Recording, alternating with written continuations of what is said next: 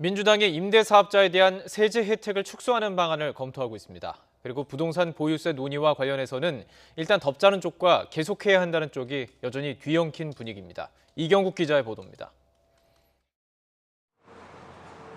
문재인 정부는 지난 2017년 다주택 임대사업자들의 등록을 독려했습니다. 종부세 합산 배제와 취득세 감면, 그리고 장기 보유 특별공제 등 각종 세제 혜택으로 유인책을 썼습니다. 전월세 물량을 안정적으로 확보하겠다는 게 가장 큰 명분이었습니다. 안정적으로 거주할 수 있는 임대주택을 제공하는 집주인에게는 그에 상응하는 혜택을 부여함으로써 하지만 정부의 의도대로 부동산 시장이 돌아가지 않았습니다. 다주택자들이 여러 매물을 틀어주면서 결국 집값 상승에도 큰 영향을 미쳤다는 분석이 나왔습니다. 정부가 준 혜택을 다주택자들이 규제 회피 수단으로 악용하면서 부동산 정책의 실패 사례로 거론되었습니다. 여기에 최근 공시가격 상승으로 1주택자의 세부담까지 커진 상황에서 형평성에 문제가 있는 거 아니냐는 목소리까지 커지고 있습니다.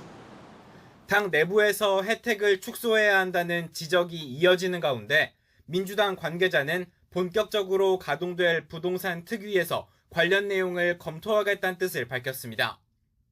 선거 참패 이후 고개를 들던 부동산 보유세 완화 주장에 대해서도 일단 봉합하자는 얘기가 나왔습니다. 최인호 수석 대변인은 당분간 세금 관련 논의는 없을 것이라며 무주택자에 대한 대출 규제 완화 등 금융대책에 초점을 맞출 것이라고 강조했습니다. 하지만 당 안에서는 여전히 세제 관련 논의도 계속해야 한다는 입장도 여전합니다.